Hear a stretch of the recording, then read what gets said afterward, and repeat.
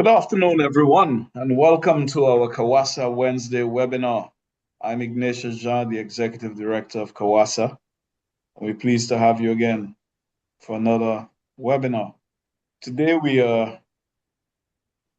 our guest is someone that many of you are familiar with, but it's still important that when we have a celebrity in the house, that we do accord the proper protocols. So she's a Caribbean water sector leader and climate resilience specialist with over 20 years of experience in water resources management, raised in the rural community of Tabaquite, Trinidad and Tobago, near the Navet Dam. Her passion for water security and sustainable development began early in life. She currently serves as Manager Water Resources at the Water Resources Agency, a division of the Water and Sewerage Authority, where she leads initiatives in hydrology, climate adaptation, water security, and hydrometeorological data management. She is also the president of the Caribbean Water and Wastewater Association, where she champions regional collaboration, climate smart water governance, and resilient water solutions across the Caribbean. Known for her people centered leadership and advocacy for youth and community empowerment, she brings both technical expertise and regional perspective to discussions on dry season challenges and water availability. And I have no, and I have the pleasure of welcoming President of CWWA, Candice Santana, as our presenter this afternoon. Welcome, Candice. Good afternoon, Ignatius, and it is indeed a pleasure to be here this afternoon with this audience. I know that the CAWASA audience comes from far and wide, and with a roll call, I know we could cover the entire Caribbean and even outside the Caribbean. And I know that this presentation will not only reach the persons in the room here today, but because of CAWASA's innovation and its platform, this will go long, far and wide and be available for a long time to see. Because I was able to see a presentation I did with CAWASA maybe 4 or 5 years ago, still online, still going strong. Congratulations, Ignatius and the CAWASA team for building this educational platform. Thank you. So, this afternoon, I am here to present the impact of dry season and drought conditions on water availability. Bear in mind, I am the type of presenter that likes to break presentation rules. I like to keep my presentations a bit innovative. Don't expect the same types of slides over and over, and don't expect me to stick to the rules of PowerPoint presentations. So, me being as dramatic as I am, I wanted to start with this headline from the Antigua Observer. Experts advocate for proactive drought planning. And we see being presented here a surface water facility in Antigua. And there aren't many surface water facilities in Antigua to start with. And they are experiencing drought conditions. We see another headline here, regional leaders, we asking them to look at climate threats as they intensify and so on. And then quite recently, we had Dr. Farrell out of the CIMH and coming out of their CARICOF making statements on drought and energy and bills and so on. All of these things are already in the public domain and it's around us. This presentation, I hope, will help us connect some dots and fully understand some of the things that we say every day and understand how it fits into the entire water cycle and what happens annually in a hydrological year. So I want to start with us understanding what is a dry season. We use the word loosely sometimes, and I want to put context to what a dry season is. A dry season is a recurrent period of reduced rainfall. typically occurring annually in Trinidad and Tobago. It extends from January to May. Much of the region it's similar. South of Trinidad and Tobago, I know in Guyana, for example, they may experience two dry seasons. Um, and even some of us with a defined dry season from January to May, we may also experience a dry period known as Pitikarem in the September-October period. This period is always categorized by lower rainfall, high temperatures, and of course, once you have high temperatures, you're going to have increased evaporation. Once you have increased evaporation, not on this slide here is increase in evapotranspiration, as well as you're going to also experience reduced stream flow. So that is dry season. Now, within a dry season, you may experience periods that we will call dry spell. A dry spell is a period of consecutive days during which little or no rainfall is recorded. And of course, I put on the slides here some of the meanings and how we look at it. There isn't a set definition other than this for dry spell because we use it differently in different scenarios. In much of my work in hydrology and drought management and so on, typically I would look at 7 consecutive days as a dry spell. And as you could see, the application typically will be for drought and water resources monitoring. Other scenarios, you would use it differently. So I've just connected the dots between dry season and dry spell, right? Next, we're going to connect the dots to a drought. So what is a drought? The best definition I have found for drought, and I just want to move, Ignatius, I don't know if you've seen me moving anything. Are you guys still seeing the screen fully? Yes, Yeah? yes, we are. We are Okay. seeing the screen. Yes. Okay, Yeah. good. So what is a drought? And the best definition I can give you for drought would have been designed by the World Meteorological Organization. And a drought is a prolonged dry period in the natural climate cycle that can occur anywhere in the world. It is a slow onset phenomena caused by a lack of rainfall. Now, I can take this even further and tell you that there are different types of drought. You may have a meteorological drought, an agricultural drought, a hydrological drought, and a socioeconomic drought. A hydrological drought, which I think is the one most important to all of us at the table here, these occur when surface and groundwater resources fall below normal levels, resulting in reduced stream flow, reservoir storage, lake levels, and groundwater availability. Now, similarly to a dry spell, we try to put a quantity to things and a period to things. So typically in my work or much of us who do hydrology work, we look at 30 days with no rainfall or 30 days with minimum rainfall as a hydrological drought. So as I go on, I have given us some time to just digest what a meteorological drought might be, what a agricultural drought might be, and a socioeconomic drought.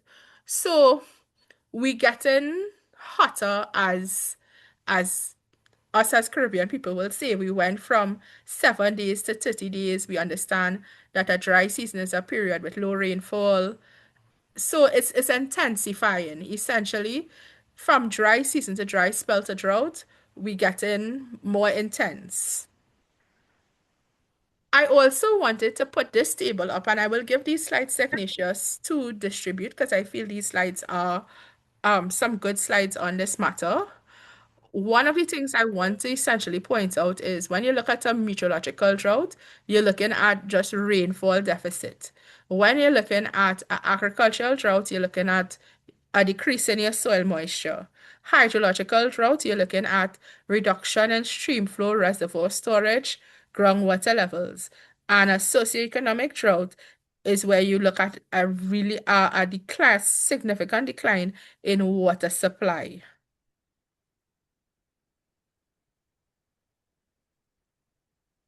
So we've spoken about quite a few things, and we need to talk a little bit about this word that is going to become very popular for the next couple months, El Nino. And we have the definition here for El Nino. Now, based on CIMH, which is the Caribbean Institute for Meteorology, Meteorolo- Meteorology and Hydrology, and many international organizations, we are about to enter a period of El Nino. And I want to move to my next slide. Why does El Nino matter to us here in the Caribbean? It matters to us around the world. In fact, um, you basically have a third of the world experiencing a higher temperature and higher sea temperatures. And this is going to impact the rest of the world, global water patterns. So in the Caribbean, we will experience drier conditions, increased drought risks. North and South America, they will experience reduced rainfall. Australia would also experience drought and bushfire risk.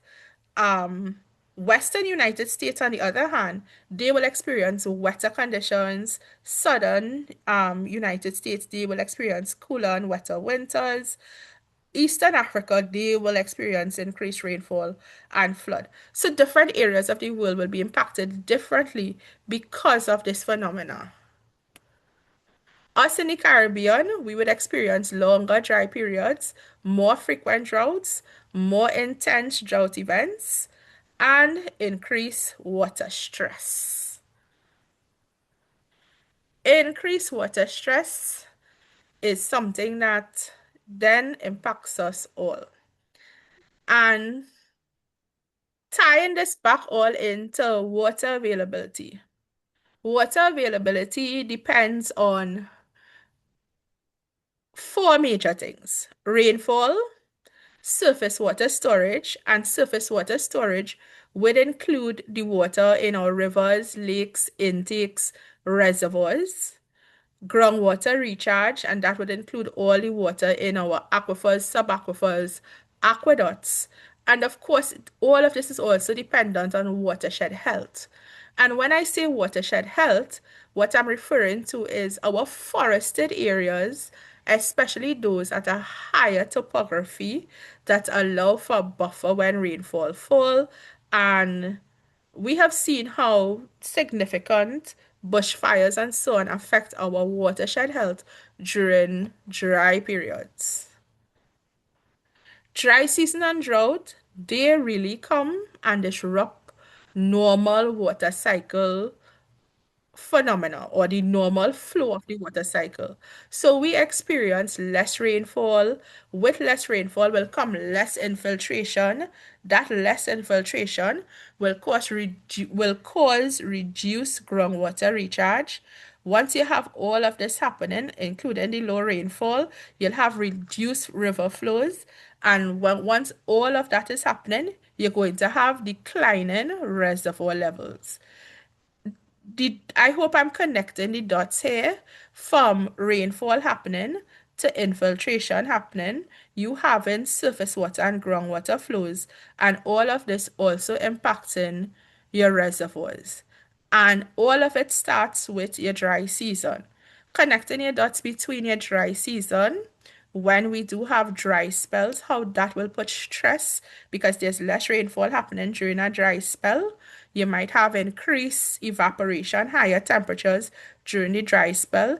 If that then intensify to a drought or drought conditions, especially a hydrological drought, where you have 30 or more consecutive days of very low rainfall or no rainfall, you then have almost little to no infiltration happening, little to no surface water flows happening. And of course, once that is happening, you have declining reservoir levels.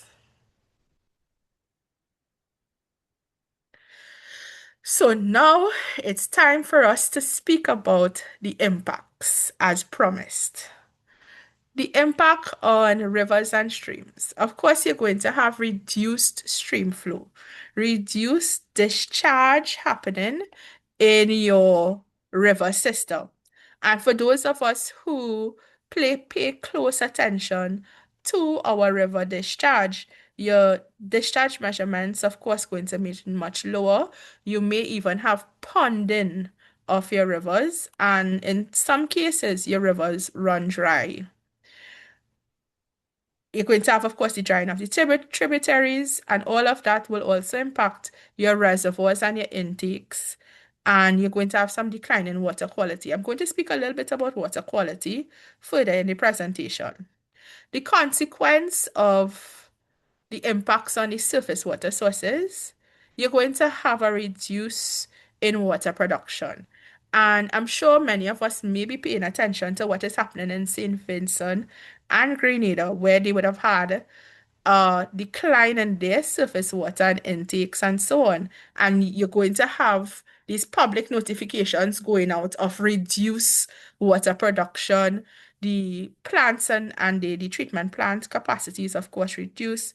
And that would increase your operational cost because you now have to treat with declining water quality and so on.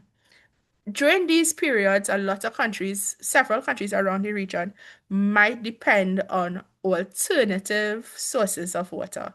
And that's another discussion later down in the presentation. The impact, hello? Oh, sorry, I thought I lost you all. Yes, so now we're going to look at the impacts on reservoirs and intakes. And again, reduce flows, increase in the evaporation loss. So now let me pay a little attention to this. Many of our reservoirs and intakes across the region, they are what we call open air sources. So they open to the atmosphere and atmospheric pressures, including high temperatures and evaporation losses. Once you have a significant body of water that is open to the air, especially during these dry season periods, dry spell and drought periods, you're going to have a significant amount of the water lost to evaporation. Sometimes you could even have as much water lost to evaporation as you may want to produce from that facility. You're going to have, of course, lower storage volumes, especially again if it's open to the atmosphere. The operational impacts. You're going to have water use restrictions, and we see several countries around the region during the dry season. You may have water scheduling happening. You may have restrictions on hose. You may have restrictions on what you can do with water. Things like car wash facilities and so on may have stricter rules. Some of them may be even asked to close their facilities. In terms of the agriculture sectors, farmers may be asked not to take water from certain rivers and allow that water to flow into reservoir facilities and so on. And again, reduced production rate. And of course, you're going to have increase in the pumping costs. And as I said earlier, a greater reliance on alternative sources of water. The impact on groundwater resources. Now, many years ago, there would have been this feeling that groundwater is less vulnerable to climate change and it's less vulnerable to dry spells, dry seasons, and drought. However, with the frequency of dry spells and very dry periods and drought conditions we've experienced, groundwater is just as vulnerable to these conditions as surface water. It may be slightly delayed, but it is just as vulnerable. You're going to have reduced aquifer recharge. Once there's less rainfall, there's no water to go into your aquifer systems. Falling or declining groundwater levels, lower well yield, increased pumping deficit. One of the things that many persons like to talk about here is the fact that you may have deep groundwater systems as well in your territory, but that too is also vulnerable after you've had several dry seasons, several drought periods. Additional risk. There's also the risk of saltwater intrusion. And many of us as island states and so on, our aquifers are typically coastal. And the freshwater saltwater interface that might be right offshore, if it is we over pumping, we're going to start pulling salt water in. The other thing about this is once you have a decrease in rainfall and a decrease in groundwater levels, if you continue pumping at the same rate again, you increase your risk of saltwater intrusion. And of course, deteriorating water quality and aquifer depletion. As I move quickly along to water quality, as I promised, drought conditions, dry season conditions can reduce water quality. You're going to have a higher concentration of contaminants because there's no dilution or limited reduced dilution capacity, as one of the points out here. The impact of these water quality challenges, you're going to have more complex treatment required. And of course, that is going to increase your treatment cost. And last but certainly not least, there's always the concern for public health. And while I may not have stressed on public health within this presentation, once you have dry season, dry spells, and drought conditions, there's always going to be an impact on public health, especially times of heat. The other impact when it comes to public health is this. During these times of high temperatures, there's an increase in demand for water. The temperature is hot outside, you need water to ensure that you're not dehydrated and so on. And that also brings with it its own public health concerns. So, we've spoken a lot about the water resources side of things, the hydrology side of things, the impact on various resources. So we have spoke about the impact on the surface water resource, the groundwater resource. Now we look at the utility challenges. With all that I've said before, connecting the dots here now, once you have decrease in production and you also have high temperatures, you're going to have an increase in demand. You have this reduced supply, and of course, all of that is going to put pressure on our aging infrastructure. Most of us around the Caribbean inherited our infrastructure from colonial days, and upgrading them would have been a challenge and continue to be a challenge. Potential outcomes. We have seen in St. Vincent and the Grenadines, particularly in the Grenadines, in the last month, water rationing and how they had to transport water for certain persons and essentially do water rationing. Internationally, if you have never read about Cape Town water rationing, I encourage you to Google it, read on it. It's something important, I think, and it's an important case study for all of us around the world in terms of water rationing, as well as feel free to look at what happened in Puerto Rico in the 2009-2010 period in terms of water rationing.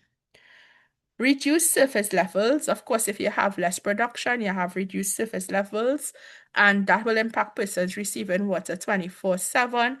Persons may now get a supply 24/5, 24/3, or even in some areas, less than 1 in 7. Supply interruptions will happen, and of course, with all of this, you're going to have increased customer complaints. And once you have increased customer complaints, this also affects your utilities image. And we know how that is easy to be affected around this region. So we've spoken about the utility. And the water resources person in me, and because I support the IWRM approach to things, I will never only look at the impact on our utilities and the direct water sector.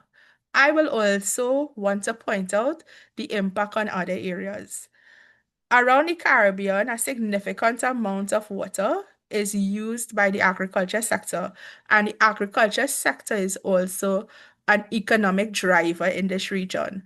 So, bearing all of that in mind and water being an input for the growth of crops, the agriculture sector is highly vulnerable to the impacts of dry season, dry spells, and drought.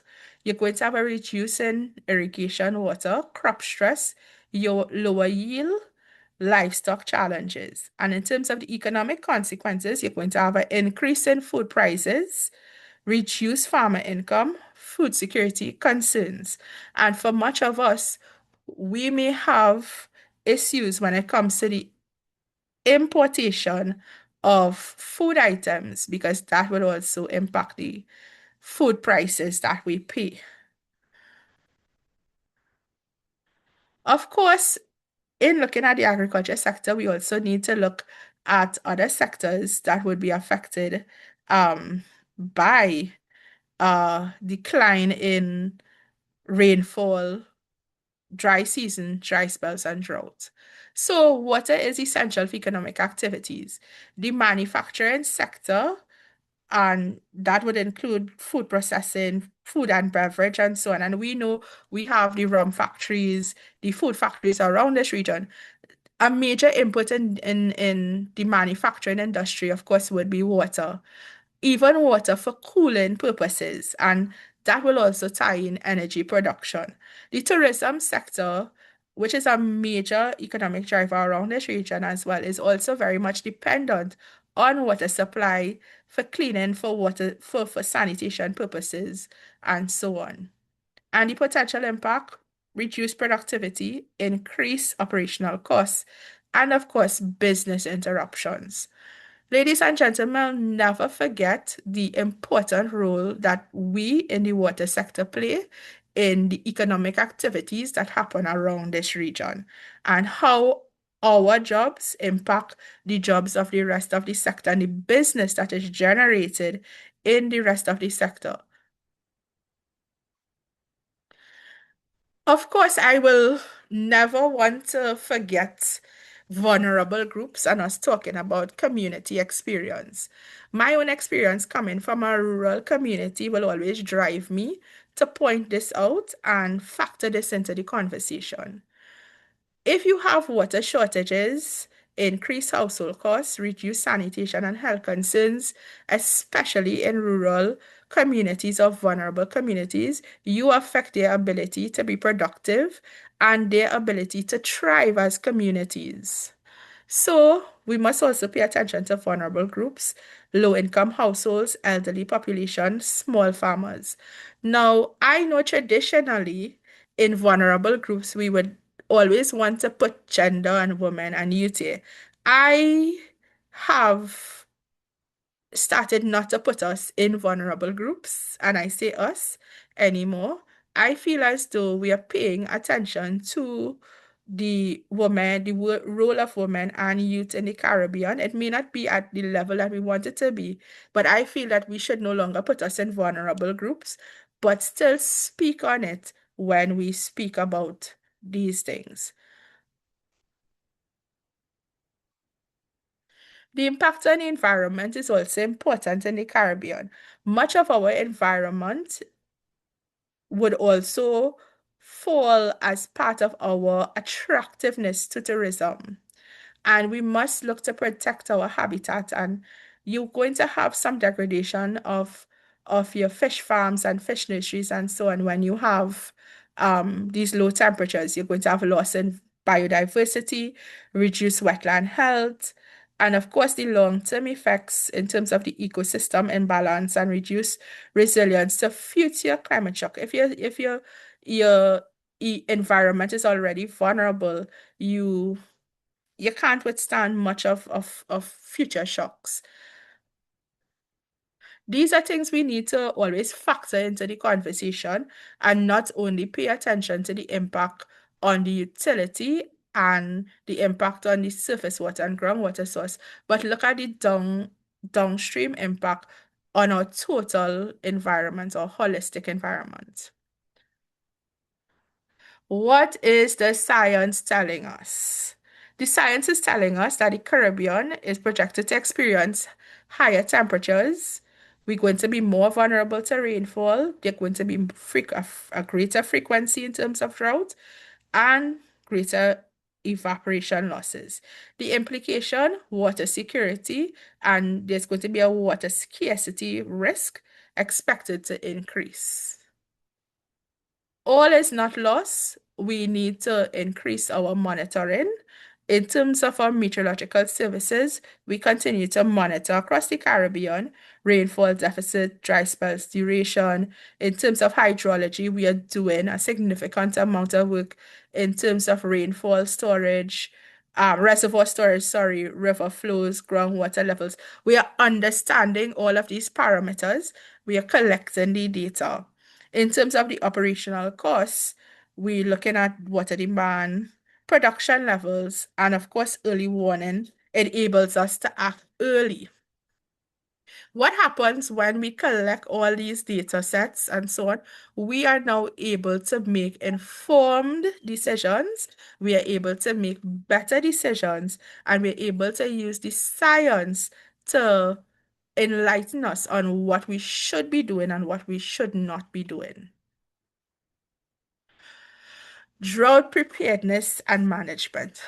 Key strategies, and these are three things that most of our countries are doing already.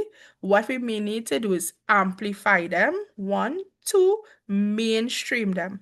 And when I say mainstream them, what I do mean is that we not only continue to preach to the choir and tell the story to those of us who are in the sector, but also connect the dots for those of us those persons outside the sector, those in financing, those in policy development, those in national planning, and other areas that could impact what we do and how we do it.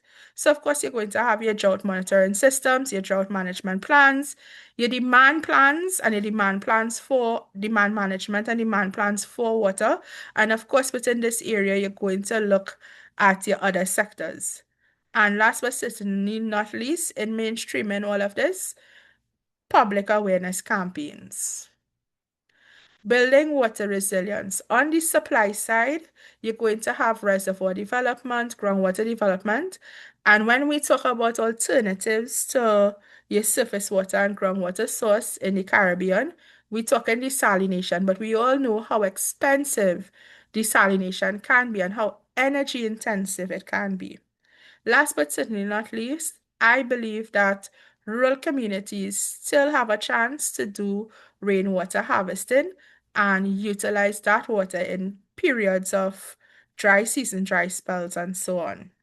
On the demand side, of course, around the Caribbean, leak reduction is happening. NRW is a major topic around the Caribbean now. Water conservation campaigns are happening. Of course, we need to continue mainstreaming them and informing the public and encouraging the public to adhere to them. Universal metering again is a widely spoken about topic around the region.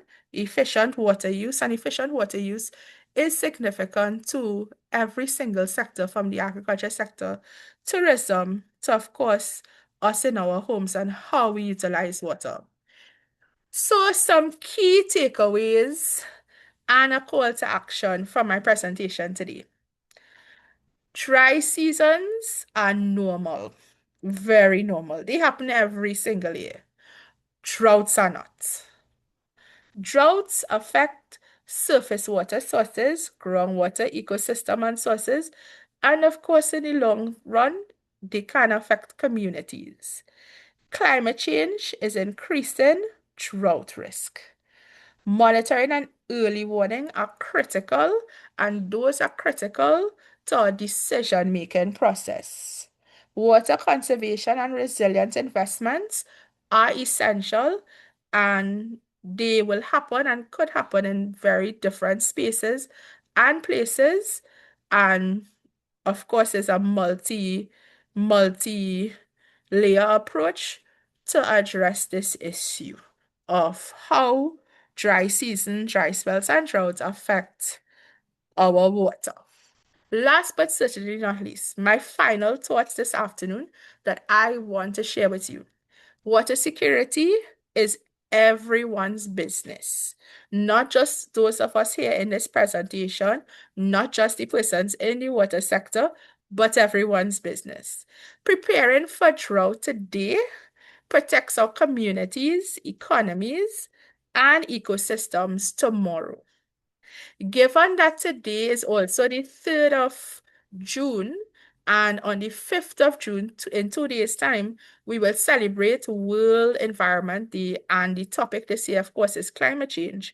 I will add to my final thoughts that planting a tree 20 years ago mattered, but planting a tree today also matters for tomorrow. Ladies and gentlemen, I thank you for listening to my presentation. And I now hand you over to Mr. Ignatius Shaw, and I'm sure we're going to have a fruitful, thought-provoking presentation to come.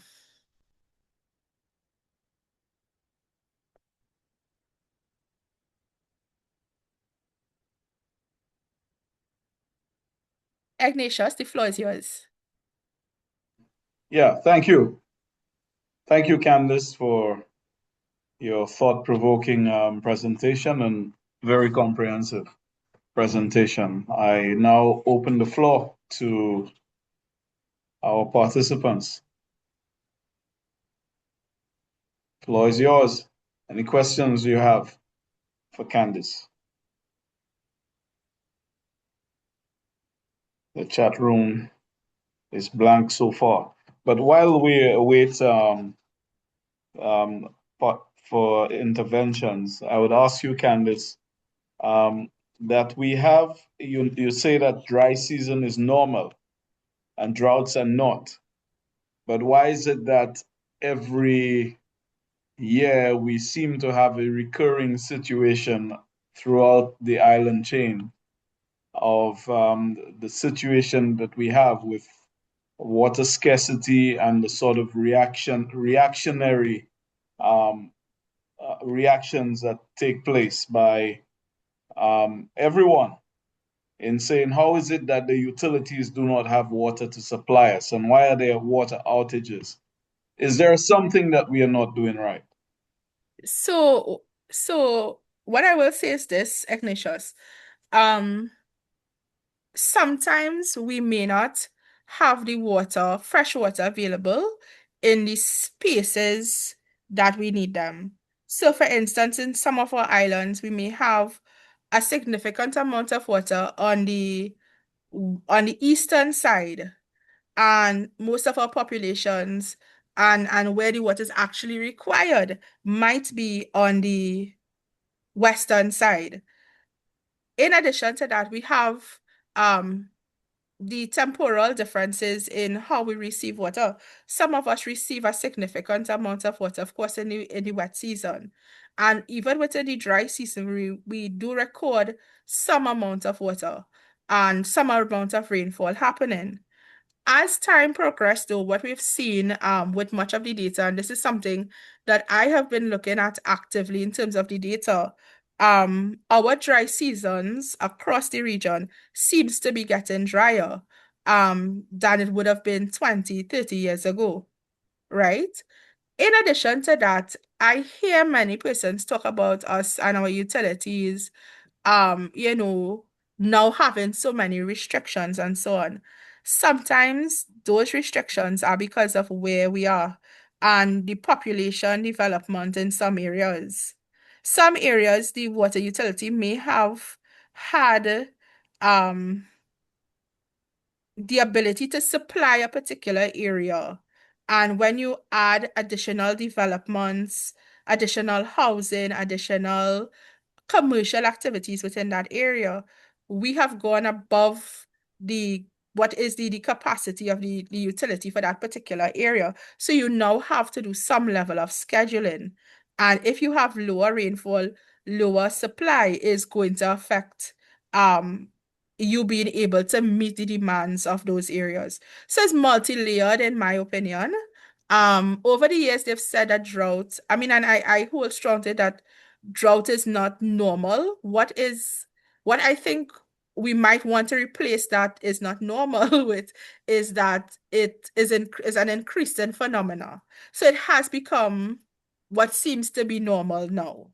The new normal. Yeah. Okay, so we have a question from Kevin Carter. Welcome, Kevin, as always. Hey, hey, everybody. Greetings from South Florida. Thank you, Candice. Excellent presentation, as always. And thank you for your leadership at CWWA. I know how much time and energy and enthusiasm that you bring to that position, and we're all better for it. Just a quick plug out for CWWA. Abstracts are due for our conference in October in Grenada. They're due, I believe, June 11th. So if you're interested in presenting in Grenada, next week is the deadline. Mine is a comment and then a question. Water reuse is a tool in the toolbox, if you will, for dry season and drought conditions. And I'm vice chair of the CWWA Wastewater Specialist Group. And we have a Caribbean water reuse action plan that we're putting together. And we're at a point where we really need some more participation from more countries. And so I'll put my email in the chat if you would be interested in that, being part of that group. Please let me know. So we basically have gone through the United States Environmental Protection Agency here in the United States, who put together a national water reuse action plan. And so, Candice, I know WASA, and in fact, Allison Elcock is our chair. WASA has been looking at water reuse, I believe, past some of the first rules for water reuse in the Caribbean.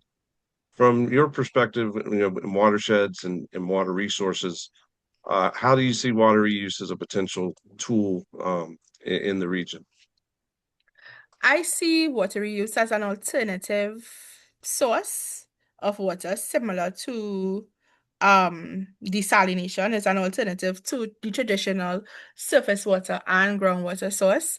What I will, of course, be cautious with of is the impact on public health and us being able to always treat with wastewater and the reuse of wastewater to the standard that is required before putting it out into the environment. That is my major concern with water reuse.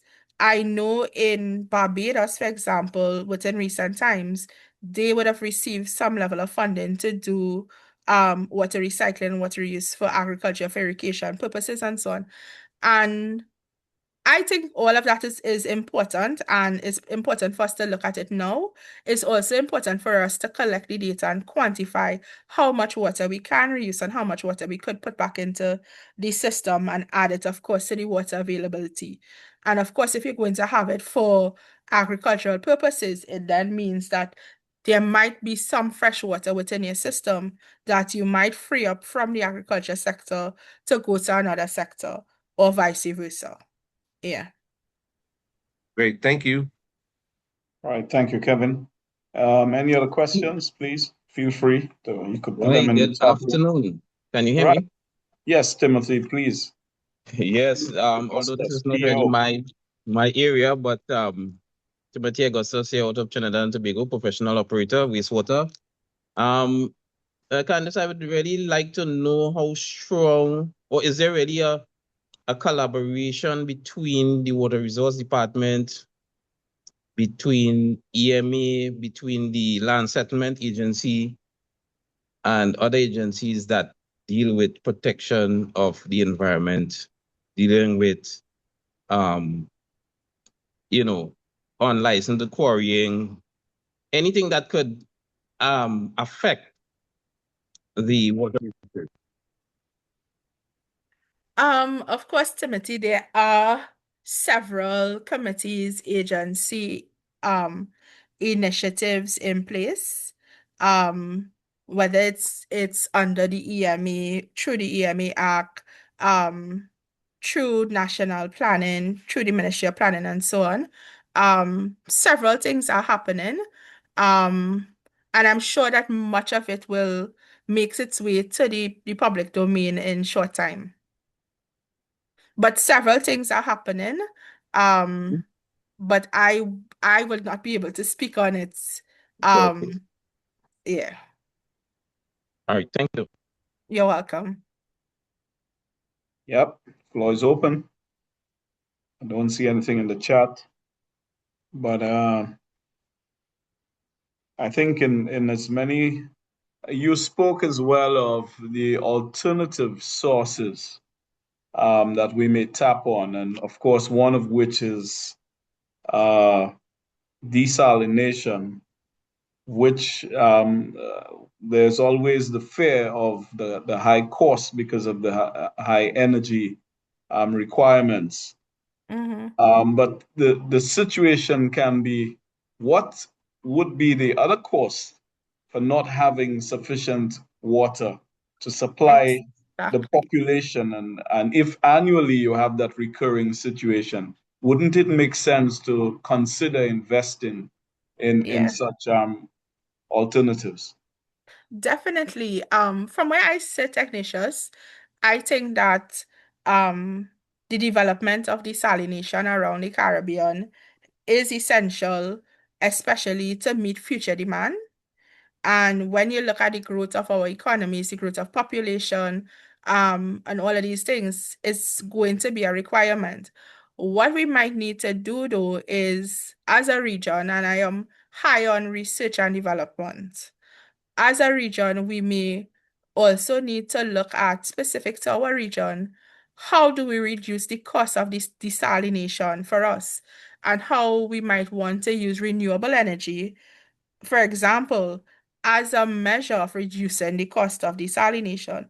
So whether we're looking at the development of a solar farm alongside a desalination plant to reduce the cost of the energy for that sector, if it's economically feasible, if it makes sense, those are things we need to continuously research, do the development, collect the data, and quantify it.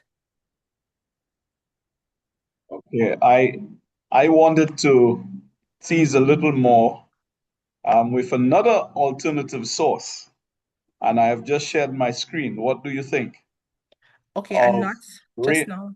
Just Did I now. put my screen on? No, I believe my screen still sharing. Okay, if you stop your screen Yeah, I stopped my screen. and okay, let me see. I might share my screen now. Just to show something on an alternative, which is rainwater harvesting, and what 1 square inch of roofing, how much water it can give you. Mm-hmm. So, Ignatius, from where I said this, and I mentioned it in the presentation, this is essential, particularly for rural communities. Rural communities tend to be more inland and away from the coast in much of our areas. Or if it's near the coast, it may not be near an area that is feasible for desalination and so on. This type of what I like to call domestic tank farming is necessary, particularly for these types of communities that may not be on the grid. For those of us that do have a grid system, this type of rainwater harvesting is essential. Um,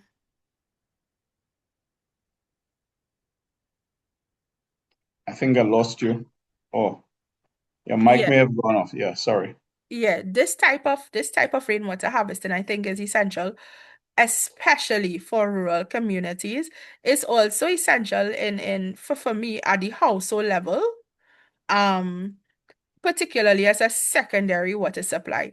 So if your primary water supply comes from your utility and so on, I also see this type of rainwater harvesting as your secondary supply, complementing, of course, what you do get from your utility. In addition to that, this type of water supply and having this type of system on your home in times of dry season, drought, scheduling where the utility may not be able to give you more than 1 in 7 or less than 1 in 7, or even in the instance of a storm or a hurricane, you having this at the household level gives you some layer of protection and some level of water security.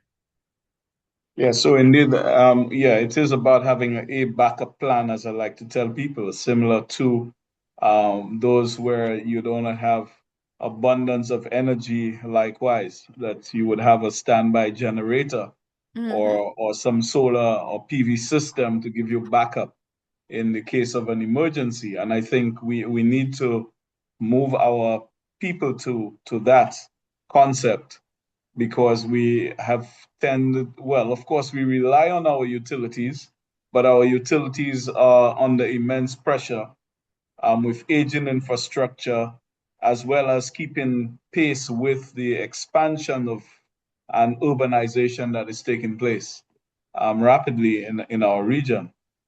So, yes, I think Yeah. there's a And I like to question. call it, Ignatius, for me personally, I like the phrase your secondary water supply.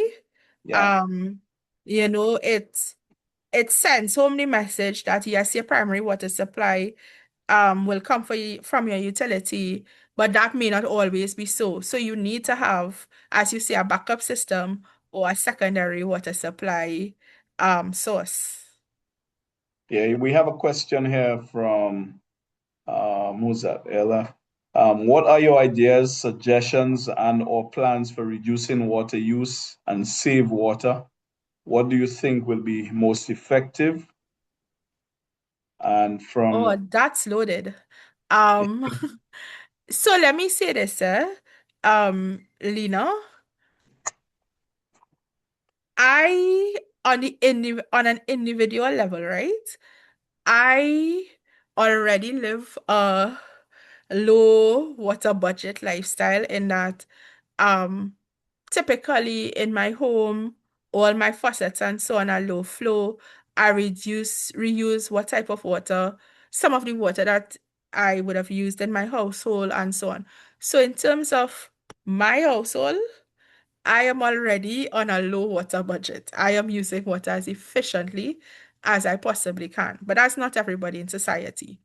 I admit that. Putting policies in place is one thing. Um, and that to me is, of course, policies, rules, regulations. Those are the big stick approach. I do personally feel that the carrot approach is best for water conservation, and I will continuously advocate for public awareness and public campaigning. The more we educate the public on why it is important to save water, why it is important to report leaks, why it's important to repair a leaking toilet or so and so on.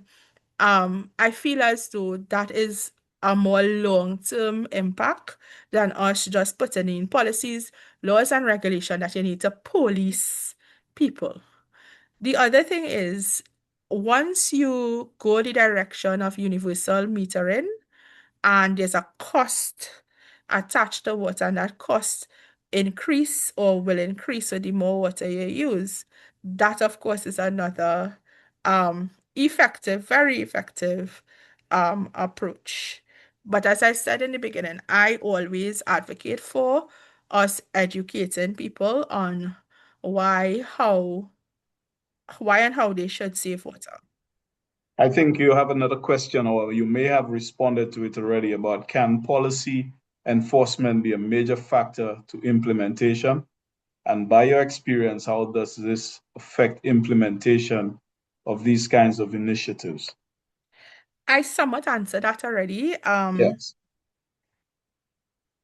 Policies, oftentimes when we make policy, we make rules, regulations, and laws. You need somebody to police it in terms of the implementation.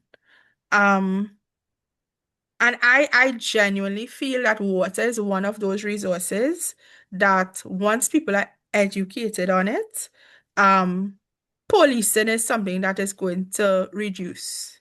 And of course, once you go the route, as I said, of universal metering and there's a cost attached to it, the fact that you have to pay more for water or once it's increasing costed, that is a deterrent in terms of water efficiency and water use. Yeah, I think this is critical.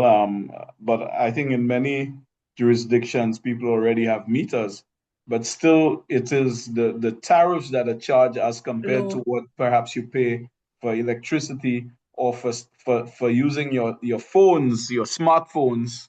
The data plans are even more expensive than what you pay for water, your water consumption. So still, it is not so much of a deterrent. Yeah. So I think really what is required is, as you said, to communicate the true value of water.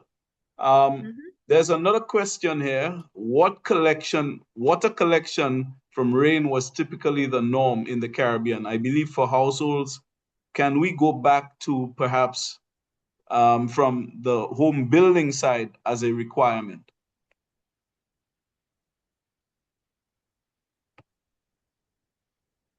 Did I lose you there? Yeah, Sorry. no. Um,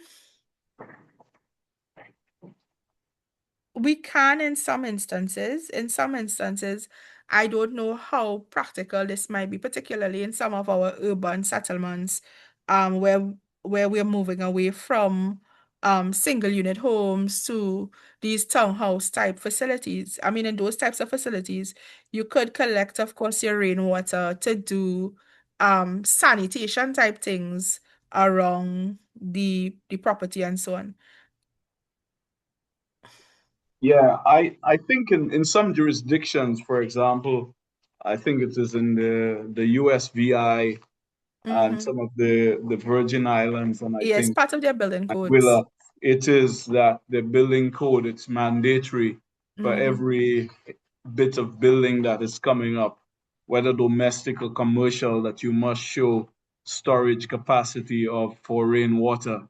And Yeah. I remember a presentation by a lady named Paula Kehoe of San Francisco Water at the World Water Forum in Brazil. And Yes. she did make a presentation saying what her utility was doing, and how they had remodeled their buildings in the city so that they can use, just as you saying, to capture the storm water, treat it, and use it for sanitation, and Yeah, did some of purposes. their plumbing over. So I believe it is a time where we have to be rethinking our uses of water and the alternative sources that we have, which when the rains come, all of us get it, but we just allow it to go to the sea. And I think it's a good opportunity for us that we can rethink how we can capture some of that water and reduce the pressure on our utilities. I think even just this week I saw, no, last week it was the government of Jamaica. They had did some groundbreaking, I think, in St. Anne's in northern Jamaica of using a sort of rainwater harvesting system, but for public um, distribution. So in some parts, like in I think in Canouan and in some of the Grenadine islands, such as Union, what they would do is you would find a surface of a hillside or slope. They would use put a concrete slab, and then they would have the tanks so that the runoff from that would be captured in those Mm-hmm. reservoirs and then treated for distribution. So people have been very creative and innovative in the past, but as soon as we get water from the mains and we get water Yeah, connections, we we forget have it. abandoned a lot of the older systems, which may Yeah. still be very relevant as we go into or as we seek to adapt to climate change. Yeah. One of the things I would want to say, Ignatius, though, within all of this, one of the things I would advocate heavily for is for us to continue doing research and development. Um, and allow that research and development to feed its way into the decision-making process and us implementing policy, even us doing the public awareness campaigns and so on. Um, too often we too often we just presenting a qualitative type argument to things, and I feel as though we're in the era where we need to present the scientific data, present the data, present the information. Even look at the modeling, look at forecasting using the data that we've collected in the decision-making process in doing all of these things, and I see somebody asking about atmospheric water harvesting. Even in doing that, we need to look at the science behind it, understand the economics behind it, and the impact that it could have, whether positive or negative on us. So yeah. Yeah, well, of course, the CWWA conference is coming up in Grenada in October, and I think these are great opportunities for those of us into doing the research and the data analysis to be able to make those presentations in that kind of forum. And it can get out to the high-level forum with the ministers, and they can be able to digest some of that as coming out of the professionals. So I would urge those of you who are doing research or who have not done so, you can begin to prepare some work and share it with your peers. So I think we have exhausted our time, and we would like to thank you, Candice, for sharing this last hour with us. And we want to thank all of you for continuing to join the CAWASA Wednesday webinar. Thank you very much. And we look forward to seeing you again next week. Have a good one. I'm Ignatius Jean, Executive Director at the Caribbean Water and Sewerage Association, signing off on our CAWASA Wednesday webinar. Have a good one, everybody. Bye-bye. Thank you, Ignatius. Thank you for having me. Thanks, Candice. Thank you.